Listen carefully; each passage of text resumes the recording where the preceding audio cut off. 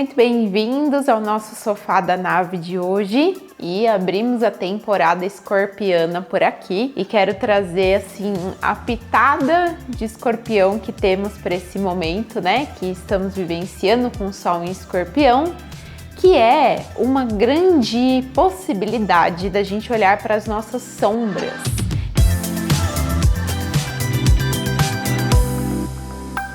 E para começarmos a nossa temporada escorpiana por aqui, vou jogar uma palavrinha na nossa roda de hoje que é controle. Então, respirem fundo, apertem os cintos da nave, porque esse é um tema que eu acho que para muitos de nós que temos essa questão é um lugar difícil da gente olhar, muitas vezes desafiador, que nos chama a refletir, a olhar para muitas das nossas sombras, das nossas dificuldades, daquele lugarzinho que a gente não quer muito mexer. Porém, é uma vida muito sofrida, muito pesada para quem é o famoso controlador ou controladora.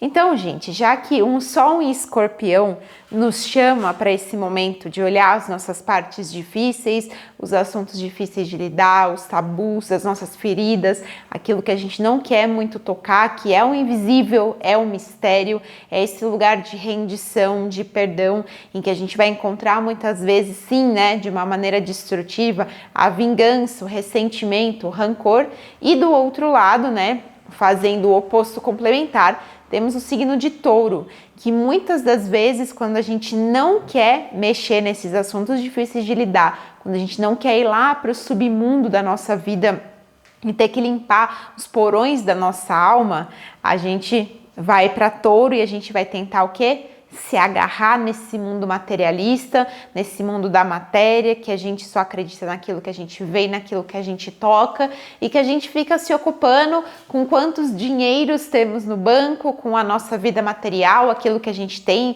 o carro do ano, a casa que a gente compra, o status a ser adquirido na sua carreira, no mundo profissional, fazendo com que, ou tentando, não olhar para aquilo que precisa ser olhado. E quando eu trago o tema controle, ele é um tema sim de Touro e Escorpião. A gente vai encontrar esse lugar controlador, claro, em outras temáticas, porém a gente vê isso existindo nesse eixo, principalmente porque na distorção a gente vai ver um eixo de manipulação. Então, muitas vezes, quando a gente está nessa dinâmica Touro e Escorpião, para que a gente consiga, muitas vezes, né, aquilo que a gente quer, ou para que a gente não tenha que tocar nas nossas feridas, a gente usa um recurso que é o recurso da manipulação. Então, a gente tenta manipular as situações ao nosso redor, manipular as pessoas ao nosso redor, para que as coisas minimamente tentem acontecer dentro de uma perspectiva que a gente imagina que seja melhor. E o que o controlador ou a controladora fazem se não manipular as situações ao seu redor para que as coisas aconteçam exatamente do jeito que ele quer. Então aqui, sei que esse é um assunto que muitas vezes a gente tem que respirar, né? Porque vai mexer nos nossos lugarzinhos ali doloridos, mas a vida de um controlador ela é muito difícil. Eu falo que nesse eixo aqui a gente tem uma capacidade de segurar uma corda com as nossas mãos assim muito forte e aquela corda já tá sangrando, você vê sua mão sangrando e você não solta. É quase como um elástico que você fica puxando, você fica naquele lugar de resistência que você tem um apego, essa dificuldade de soltar, mesmo que você esteja vivendo sofrimento. E a vida de um controlador, ela é uma vida muito desafiadora, né? Principalmente porque quais são as características de uma vida de um controlador, de quem é controlador? Então, depois compartilhem aí comigo quem se reconhece, porque aqui temos fases também, tá, gente? A gente pode já se reconhecer como controladores, a gente pode ter um momento que as pessoas estão falando que a gente é um controlador e a gente não reconhece isso ainda, e a gente sabe que é um controlador e estamos nessa fase de cura da nossa ambição por controle. E quais as características, né, que tendemos aqui a ter como pano de fundo se a gente manifesta o controle? A primeira delas, é claro, é a gente acreditar que só o jeito que a gente faz é o jeito certo. Eu acho que eu já comentei muitas vezes aqui, enfim, em outros vídeos, em outras temáticas.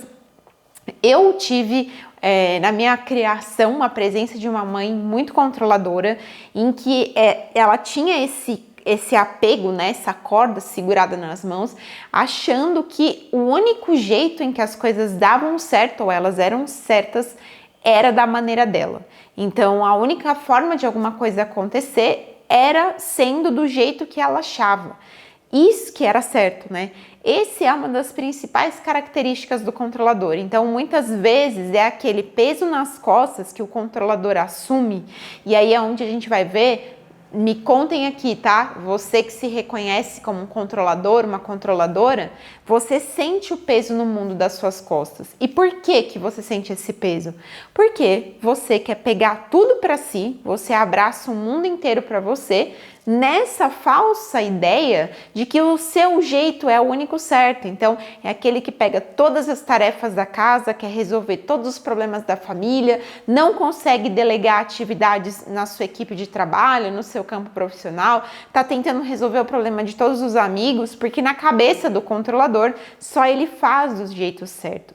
E o que esconde, né, esse fazer do jeito certo? É claro que é uma forma de se prevenir, de tentar se precaver de um sofrimento.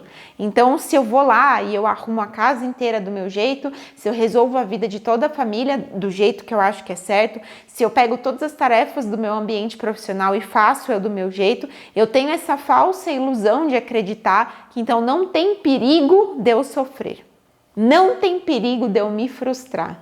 E aí que está um grande buraco sem fim da vida do controlador, porque isso é impossível e inalcançável.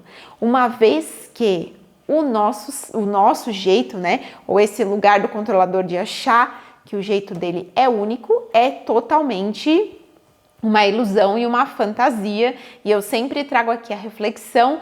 Temos um círculo com 360 graus, ou seja, temos 360 formas de ver uma mesma situação, de enxergar uma mesma possibilidade. Então, de longe, o jeito do controlador é o único certo, né? Isso daí é de longe assim uma das maiores mentiras. E isso é um grande sofrimento para ele, principalmente por esse fato de ficar carregando o mundo nas suas costas, né? De ficar nesse lugar de salvador. E aqui a gente vai ter uma outra característica muito comum, que geralmente os controladores tendem a falar assim: mas poxa, todo mundo me recruta quando tem um problema, porque todo mundo me chama para resolver uma situação, porque eu resolvo, porque eu faço, porque eu aconteço. E aqui existe uma grande lacuna, um grande buraco e uma distorção, que é o motivo pelo qual as pessoas recrutam esse controlador é porque ele se coloca nessa postura, né? Ele está sempre se colocando nesse lugar de achar que é ele que pode resolver, de achar que é ele que vai resolver todos os BOs de todo mundo. E aí, se colocando nesse lugar, também é um ciclo vicioso em que as pessoas vão atrás de se alimentar desse salvador quando as convém. Porque, claro, a gente tem a dinâmica aqui, né? O controlador, quando tá numa relação que ele vai tentar manipular, que ele vai tentar fazer do jeito dele, porque ele acredita que é bom, ou até pro próprio ego, a outra pessoa, ela sente essa influência. E aí, claro, isso é muito pesado, é uma relação insustentável, é uma relação que a gente tem dificuldade, né, de estar ali em ressonância com o controlador. Mas, ao mesmo tempo, essa pessoa que está como controladora, nessa postura controladora, se colocando como salvador, quando for, né, em benefício de alguém, eu vou recrutar. Então, quando eu precisar que alguém resolva o meu BO que eu não tô querendo resolver, eu vou ali atrás do controlador, porque eu sei que ele tem um impulso, que ele tem um ímpeto e que ele vai resolver a situação para mim. Então, é muito desafiador a gente se perceber, principalmente para que a gente não se perca, né? Quando estamos nessa postura de controle. É claro que aqui também tô falando de um lugar de muita ansiedade, Então, o quanto essa pessoa controladora ela pode viver de ansiedade, e ansiedade por quê? Porque ela está sempre nesse movimento de tentar fazer com que as coisas aconteçam dentro de uma redoma, né? Eu falo que se o controlador pudesse colocar tudo e todos dentro de um círculozinho, que ele conseguisse mexer todas as peças, seria o melhor cenário para o controlador. E claro que isso sendo impossível, a vida do controlador é de viver muitas frustrações, porque muitas vezes as pessoas não vão fazer o que o controlador quer, elas não vão seguir o jeito do controlador, e claro que dentro da cabeça dele, onde são criadas muitas expectativas, quando essas expectativas não são atingidas, é onde ele vai viver a frustração. E aqui tem uma característica também que eu acho muito interessante. O controlador, muitas vezes, ele tem um circuito mental que é de achar assim: olha, eu acho que isso é o melhor para outra pessoa. Esse é o melhor que pode acontecer para ela. Se ela fizer do meu jeito, é o que de melhor vai acontecer. E aqui é onde a gente pode ter muito no inconsciente uma distorção. Por quê? Cada um de nós, é impossível que a gente saiba o que é melhor para o outro. Se a gente não sabe nem o que é melhor para a gente mesmo, muitas vezes, como é que a gente vai se colocar numa posição de achar que a gente sabe o que é melhor para o outro? Então, muitas vezes, quando a gente tá nesse argumento, né, de que, olha, eu estou falando para você fazer isso porque eu sei que isso é melhor para você, no fundo, existe um processo inconsciente que é: eu acredito que isso que eu estou falando que é bom para o outro, talvez no fundo é o que eu acho que vai ser melhor para mim. Por isso que numa tentativa de manipulação, eu digo para o outro o que ele deve fazer, dando o argumento de que isso é bom para ele, e no fundo eu estou onde é o emaranhado assim, ó, um novelo bastante enrolado de muitas nuances, onde a gente vai encontrar transações ocultas, onde a gente vai encontrar manipulação, onde a gente vai encontrar, sim, toda essa tentativa de controlar o ambiente e as pessoas para que a gente não se sinta lesionado, para que a gente não corra o risco de sofrer alguma dor. E por que eu quis trazer esse tema hoje dentro dessa temporada escorpiana, né, que vamos viver aí pelos próximos 20 e pouquinhos dias de Sol em Escorpião? Exatamente porque quando eu tô falando desse eixo, eu vou falar desse momento que eu vou ter que mergulhar nas minhas dores mais profundas e colocar a mão naquilo que me dói, naquilo que possivelmente eu ainda tenho ressentimento, tenho rancor, tenho traição, tem vontade de vingança, e que para que eu consiga realmente curar e vir para uma morte e renascimento, uma transformação e um perdão, eu preciso sentir, né, aquilo de novo. Eu vou ter que olhar para aquilo de novo. E aí é um eixo que a gente vai trabalhar o quê? Conceitos como amar e ser amado, nossos dons e talentos, nosso senso de valia interior e principalmente a nossa capacidade de poder ser quem a gente é. Porque o eixo touro-escorpião, quando a gente vai falar desse poder, de todo esse magnetismo e essa força que tem nesse eixo, né, que inclusive é um eixo que a gente vai falar assim do dinheiro material, no seu mais profundo, eu tô falando de um dinheiro que é interno, eu tô falando de um valor que é interno, em que eu sei quem eu sou, eu reconheço os meus dons e talentos, eu reconheço a minha força interna, e é por esse motivo que eu tenho forças para poder ser quem eu sou. E aí nesse lugar, quando a gente consegue se fortalecer nessa estrutura, é onde a gente vai conseguindo abrir mão dessa necessidade de segurar as rédeas da vida, do mundo, de tudo e de todos. É onde eu começo a soltar as rédeas e falar: opa, peraí, talvez as coisas não sejam exatamente desse jeito. Talvez eu possa não me interpretar tanto, né, jogar tanto lá de projeção nas pessoas que eu me relaciono, nas situações, o meu medo de não ter valor, o meu medo de não ser reconhecido, o meu medo de não ter fortalecido o meu poder pessoal. E quando eu começo a entender essa dinâmica, aí então eu começo a perder a necessidade de controlar tudo e todos. Eu falo que muitas vezes, né, esse argumento esse discurso do controlador, de que ele está tentando proteger a outra pessoa, né? De que ele está tentando evitar que a pessoa sofra, eu sempre falo assim, olha, muitas vezes é melhor você deixar a pessoa dar com a cara na água mesmo, né? Dar com a cara ali na merda. Por quê? Gente, muitas vezes o outro, ele só vai aprender e ele só vai se levantar a partir da própria experiência. Quantas vezes, imagina, se você ficar, sempre trago essa metáfora, se você ficar ali, quando o seu filhinho tá começando a aprender a andar, né? Você privando ele dos tombos, você privando ele de entender os riscos, né? E claro, gente, dada as devidas proporções, né? Não vamos levar nada pro radical, mas nesse sentido assim, evitando a pessoa de realmente entender, putz, o que é um tombo? Né? O que é eu tomar uma decisão errada? O que é eu cair e eu ter que ter forças para me levantar? O controlador, ele tem essa necessidade de achar que ele vai evitar o erro dos outros, né? Que é nessa perspectiva de eu sei o que é melhor para outra pessoa. Muitas vezes quando você faz isso, você mais atrapalha um processo do outro, você atrapalha um processo de aprendizado da outra pessoa nessa ideia de que você vai resolver, enfim, vai livrar a pessoa do próprio sofrimento dela. Eu sempre falo, tá? Todas as nossas curas, as nossas transformações, elas vêm a partir de um lugar que é da nossa própria experiência. A dor, ela precisa passar pela minha pele para que eu me transforme. A ferida precisa ser sentida na minha pele para que eu possa curar. Senão a gente fica num âmbito muito mental, muito da teoria, que é, por exemplo, eu aqui falando tudo isso e você não colocando na prática. Eu falando tudo isso e eu não colocando na prática na minha própria vida. Fica o quê? Livro de biblioteca, fica livro de gaveta, onde é muito conteúdo e ele não é aplicado.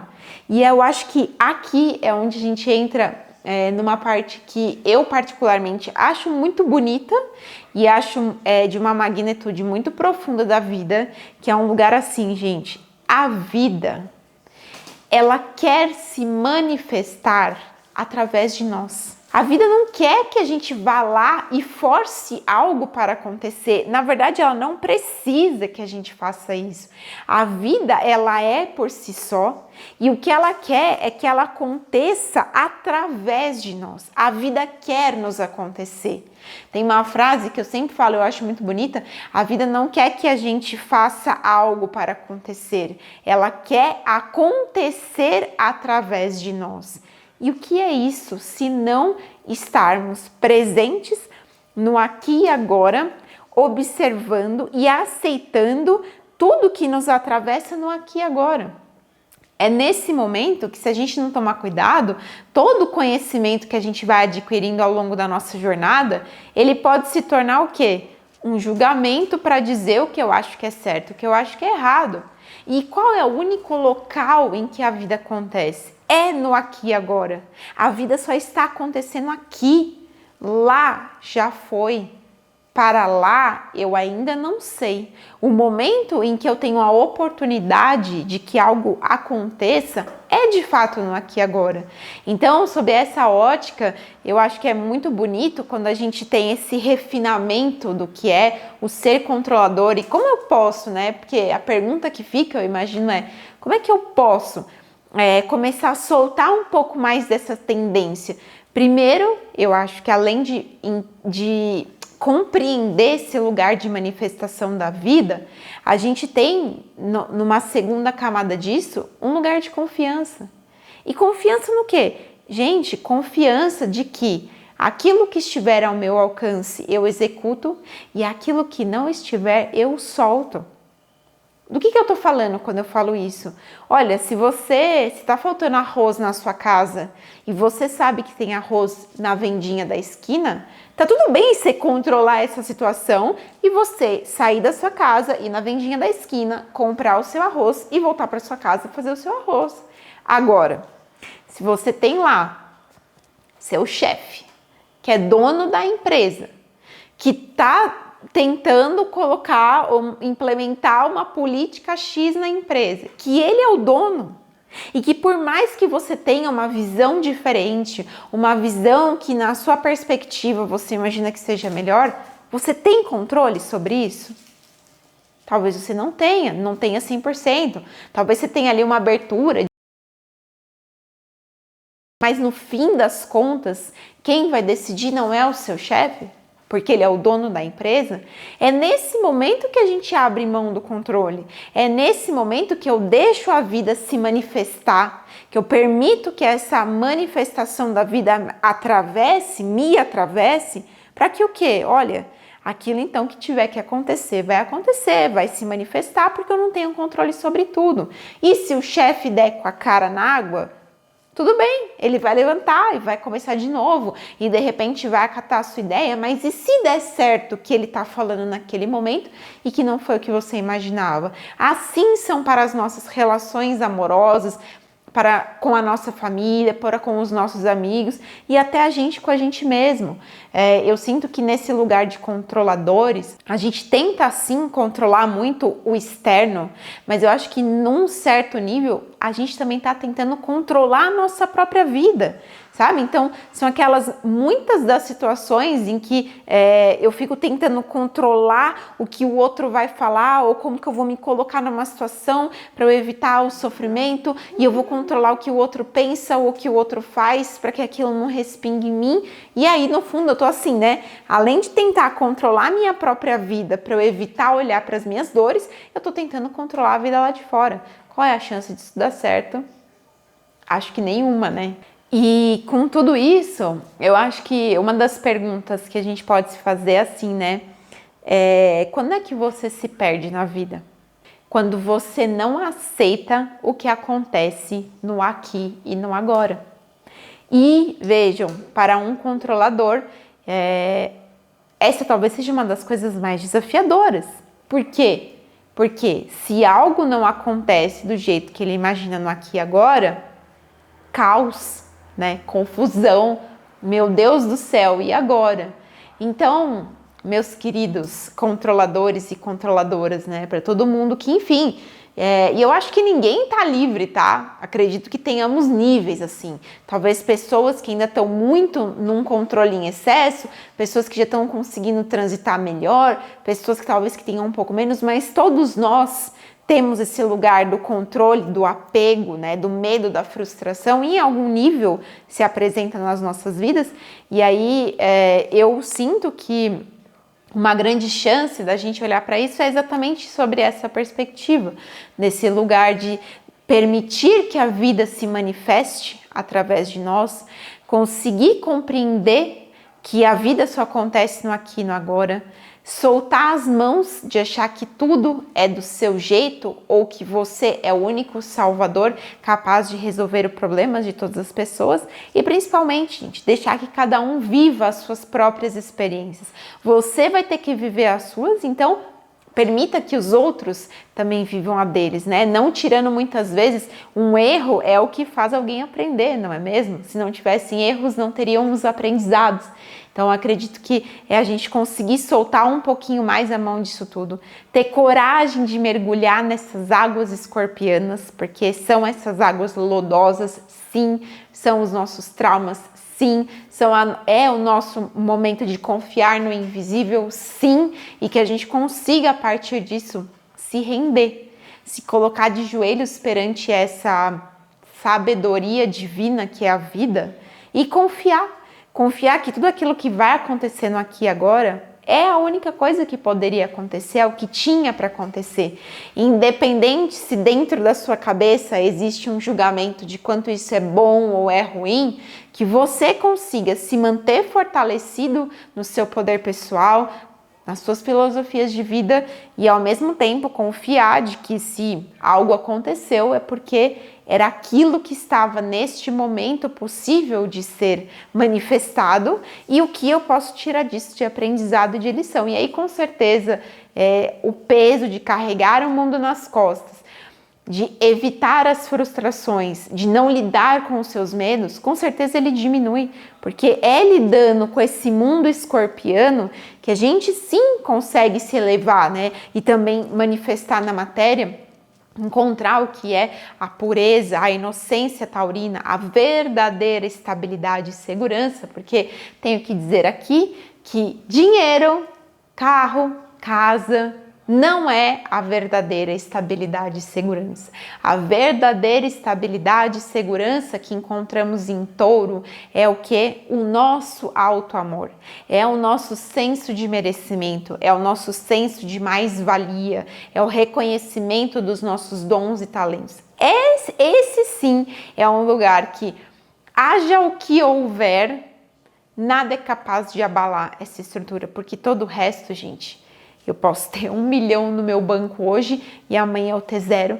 Eu posso ter uma casa própria hoje e amanhã eu ter 0. Eu posso ter 30 carros na minha garagem e amanhã eu ter 0. Mas o amor que eu construo dentro, o meu senso de merecimento, o meu valor interno, isso, quando bem estruturado, não importa o que aconteça no mundo, isso é o seu lugar mais seguro e mais estável em que você pode confiar sempre, não importa onde você esteja, nem qual situação você esteja vivendo. Muito bem? Desejo a todos uma linda temporada escorpiana e que tenhamos coragem para soltar as mãos do controle e mergulhar nas nossas sombras.